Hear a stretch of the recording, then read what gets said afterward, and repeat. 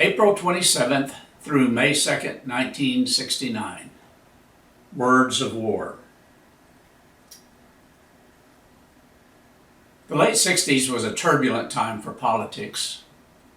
Baby boomers, a group used to having their own way, were coming of age. Bobby Kennedy had been assassinated. The hippie movement had flowered. The civil rights movement was marching on, and the Vietnam War was being waged. Martin Luther King was dead, but his dream was alive. I was told our military goal was true self-determination by the people of South Vietnam. The policy of the U.S. was the people of South Vietnam should have the right to choose freely their own type of government. The purpose of our military presence in Vietnam was to help the South Vietnamese people achieve the security necessary to permit their beleaguered nation to rebuild, a task to which the whole of their nation was committed. When South Vietnam could exercise this freedom without threat from North Vietnam, the U.S. military would go home. I had embraced a set of values that God was in control of every situation. I would be held accountable for the decisions and actions that I was free to make. I would do my job and duty to the best of my ability, and my leaders would be judged by God whether their orders to me were just or unjust. These values gave me the freedom to be the best infantry soldier I could be and still love my enemy. My personal goals were to complete my military obligation as quickly as possible, return home and get on with my life. I'd even joined the LRRPs on the promise it would take me out of the field 3 months earlier than if I'd stayed with my infantry unit. It was easy for words and phrases to take on new meanings. Back in the world, the phrase "speed kills" was a warning about highway safety. In the 60s, with the introduction of a deadly drug called speed, the words took on a whole new meaning. Then in Vietnam, to see the words on the helmet of a soldier with the nickname Speed, the words took on still another meaning. As a full-fledged LRRP, I was welcomed to the bunker bar. It was equipped with lights, fan, refrigerator, tables, chairs, and a fine selection of beer, and my preference, soda. On the wall were the slogans and wisdom of those who had gone before us. One of my favorites was a poem, "We are the unwilling, being led by the unqualified, to do the unjust for the ungrateful." It was fun to read and fun to quote. The words just rolled off the tongue, and I never questioned its message. On my first LRRP mission, I was sent out as a team member of a more experienced team. We were inserted into a mountain jungle far from any friendly base. The landing zone, LZ, our team leader had chosen was too small for the helicopter, and we had to jump the last 4 or 5 feet to the ground. We found 2 small bunker complexes on the mission.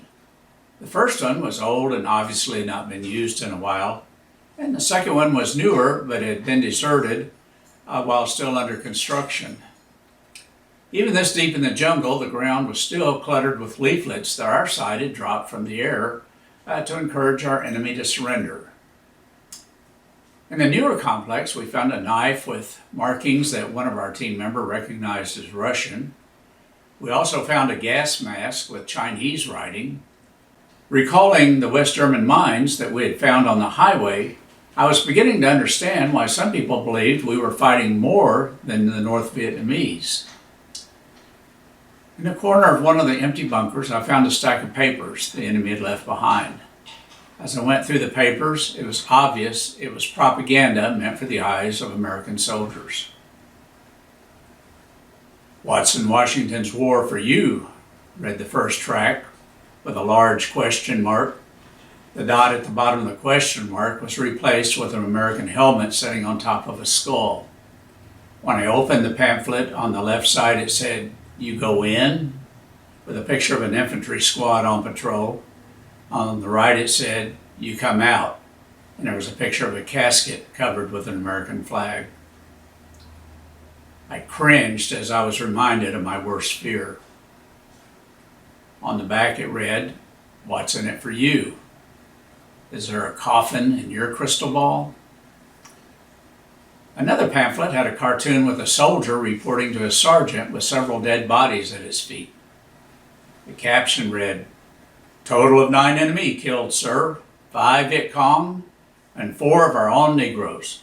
I would have laughed at the absurdity of the cartoon or the fact that a soldier was saluting and calling a sergeant sir, but I knew it had not been printed as satire. Another leaflet read, "Demand that the U.S. government put an immediate end to the war against the South Vietnamese people, restore peace in Vietnam, and bring U.S. troops home. Vietnam to the Vietnamese. The internal affairs of the South Vietnamese people must be settled by the South Vietnamese people themselves. Hands off the lives and properties of the South Vietnamese people. At any time and in any place, American troops may be hit harder and harder. The U.S. war of aggression will certainly be defeated. The South Vietnamese people will certainly win victory. American soldiers rise up and struggle together with the American people against the U.S. government. War in South Vietnam. Rather be jailed but sent home than die in vain in South Vietnam. Refuse to fight. Refuse to be stationed in advanced post. Demand to be sent to the rear, to the cities, and be repatriated alive. In battle, surrender quickly to the Libertarian Armed Forces. You will receive humanitarian treatment, pending release and repatriation. Cross over to the Liberation Army. You will be welcomed and will receive help to go home or wherever you wish. Negro GIs won't fight against the South Vietnamese people struggling for their freedom. For American Negroes, the battlefield is right in the United States." The words were chilling as they sounded so familiar, yet words as peace and freedom sounded so distorted on this piece of paper. My first mission was extended by 1 day. After spending 6 days and 5 nights in the jungle, I was ready for a shower and a hot meal. And as we waited for the helicopters, playing in my head were the lyrics, "We gotta get out of this place, if it's the last thing we ever do." I stopped and listened to the words going through my head. I bet not everyone interprets getting out as your reward for completing the mission.